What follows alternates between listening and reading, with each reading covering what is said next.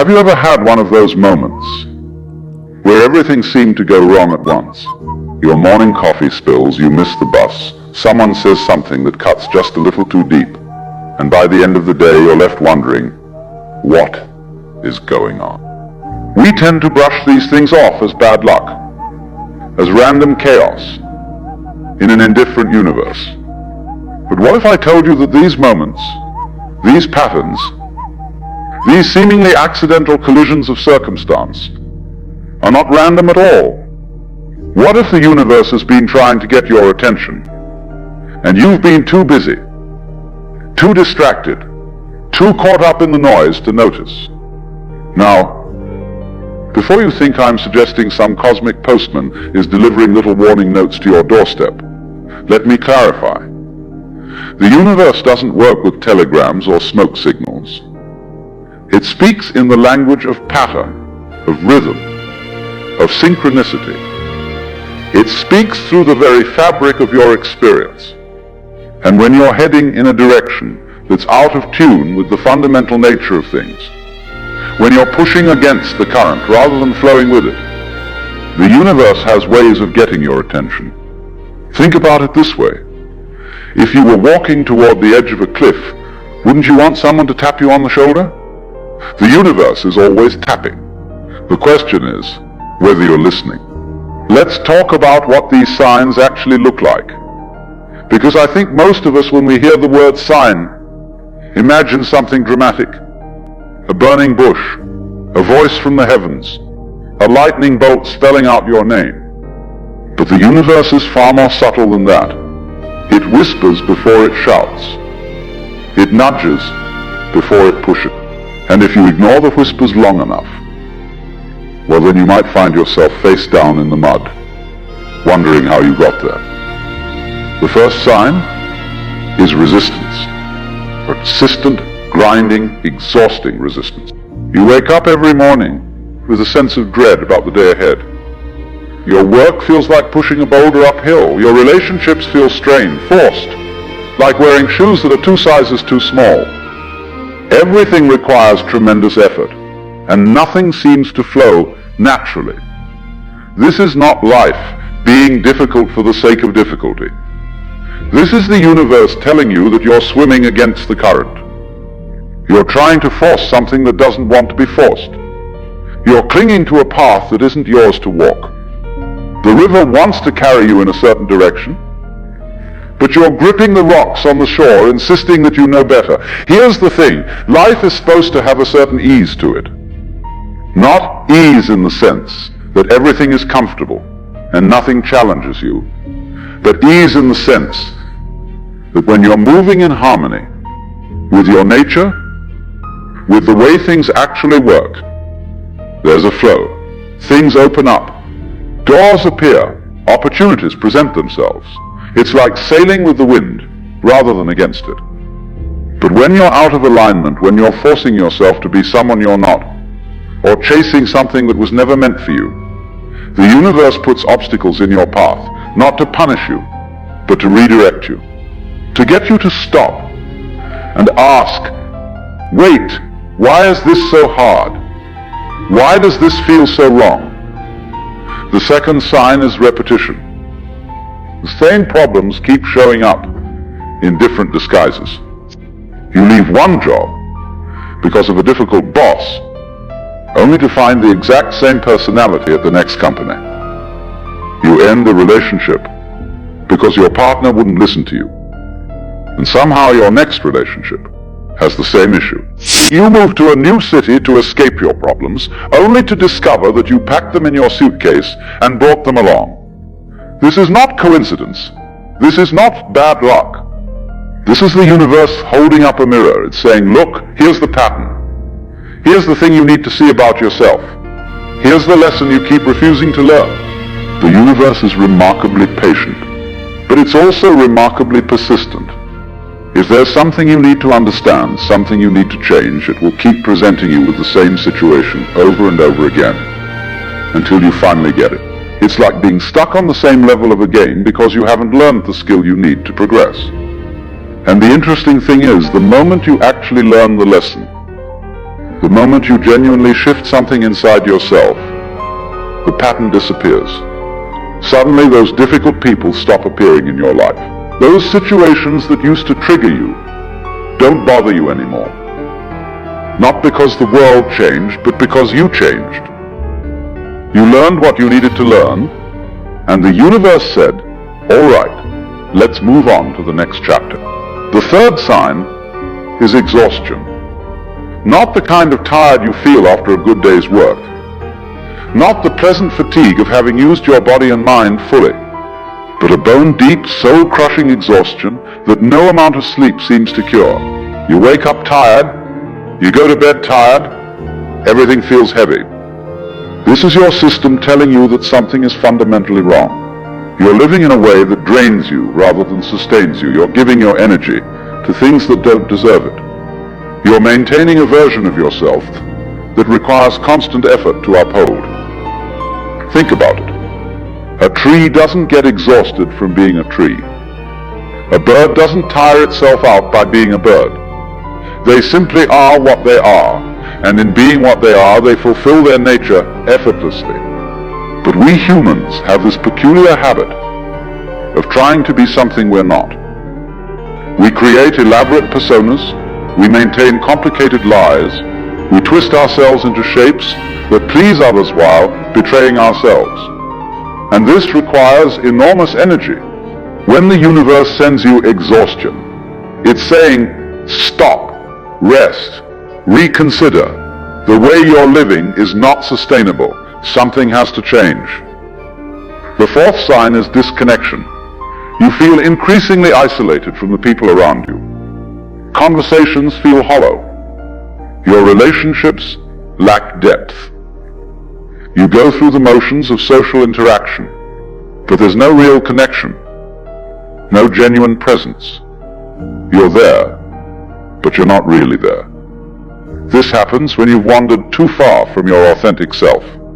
When you're wearing a mask for so long that you've forgotten what your real face looks like. People can sense this even if they can't articulate it. There's something missing in your presence, something essential. And so genuine connection becomes impossible. Because connection requires vulnerability, authenticity, truth. The universe is fundamentally relational. Everything exists in relationship to everything else. The wave exists because of the ocean. The leaf exists because of the tree. You exist because of this vast web of relationships that stretches out in all directions. When you feel disconnected, it's a sign that you've forgotten this. You've started believing in your own separate existence, your own isolated self. And this belief is making you miserable. The fifth sign is chaos. Things keep breaking down. Your car stops working. Your computer crashes. Your plans fall apart at the last minute. One thing after another goes wrong, and you feel like you're constantly putting out fires. Now sometimes things just break. That's the nature of the material world. But when you're experiencing a pattern of breakdown, when it feels like the universe is dismantling your carefully constructed life, piece by piece, pay attention.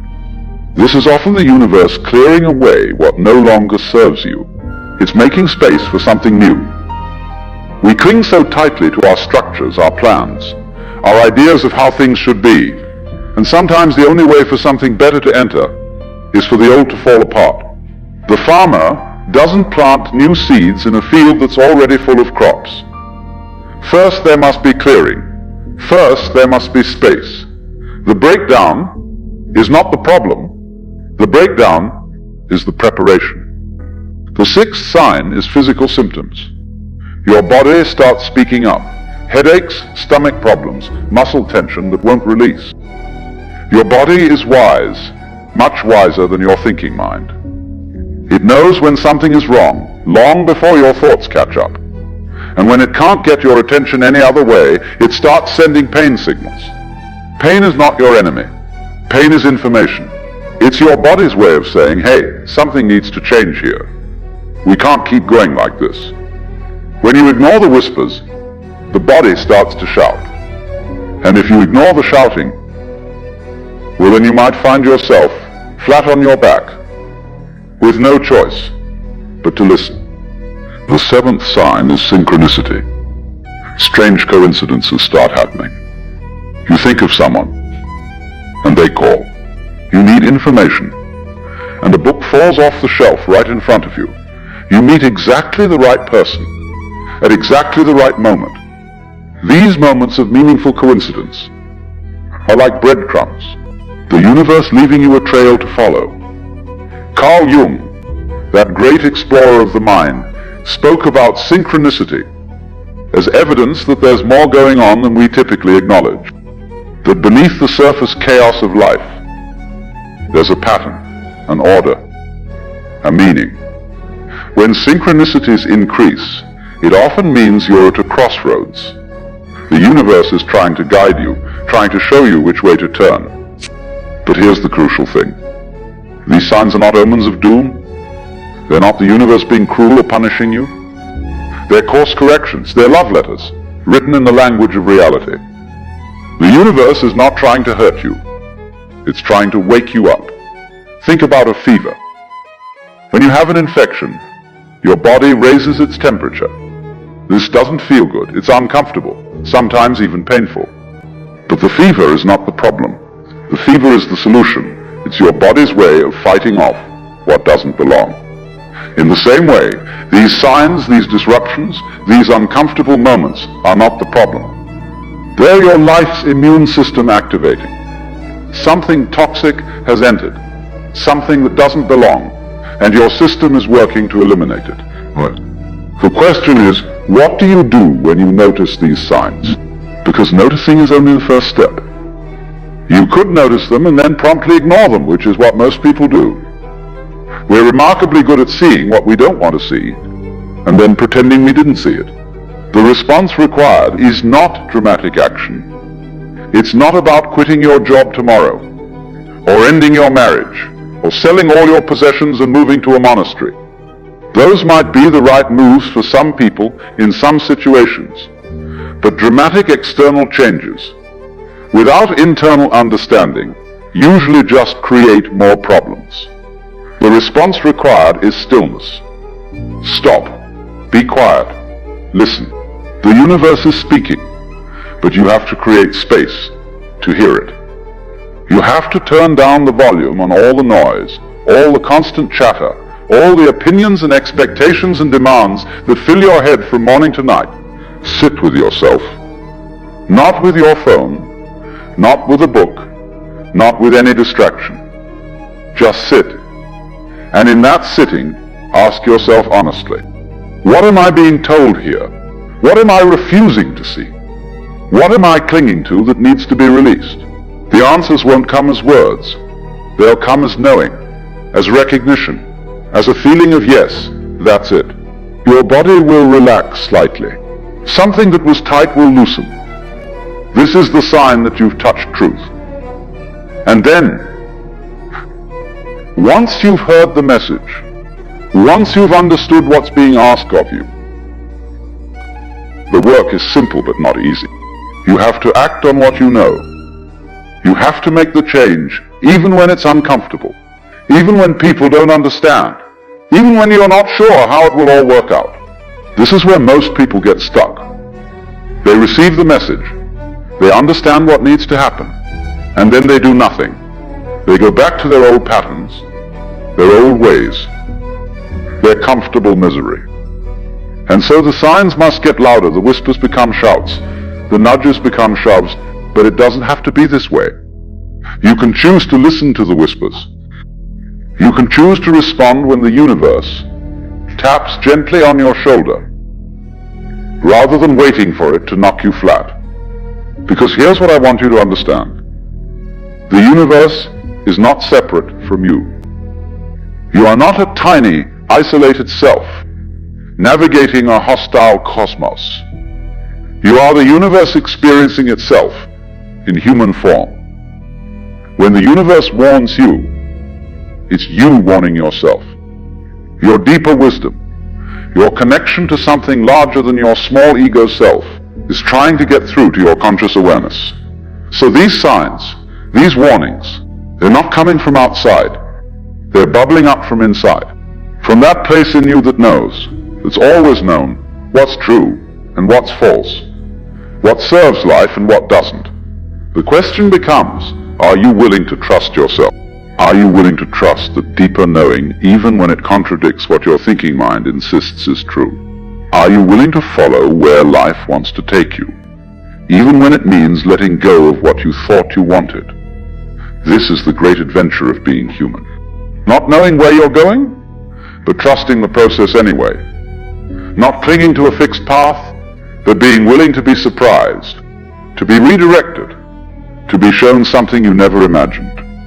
The signs are there. They've always been there. The universe has been speaking to you in 1,000 different ways since the day you were born. The only question is whether you're finally ready to listen. Because once you start listening, once you start responding, once you start living in alignment with what's true rather than what's comfortable or expected or safe, everything changes. Not necessarily in the ways you imagine, but in ways that matter far more deeply. You stop fighting. You stop forcing. You stop exhausting yourself trying to swim against the current. And instead, you let the river carry you. You let life live itself through you. You become like water, flowing around obstacles rather than crashing against them. Always moving, always changing, always finding the path of least resistance. This is what the universe has been trying to tell you all along. Stop resisting. Stop clinging. Stop pretending. Just be what you are, where you are with what you have. And trust that this is exactly where you need to be, learning exactly what you need to learn, becoming exactly who you're meant to become. The signs are not threats, they're invitations. The universe is not warning you away from danger, it's calling you toward your true life. The question is, will you answer?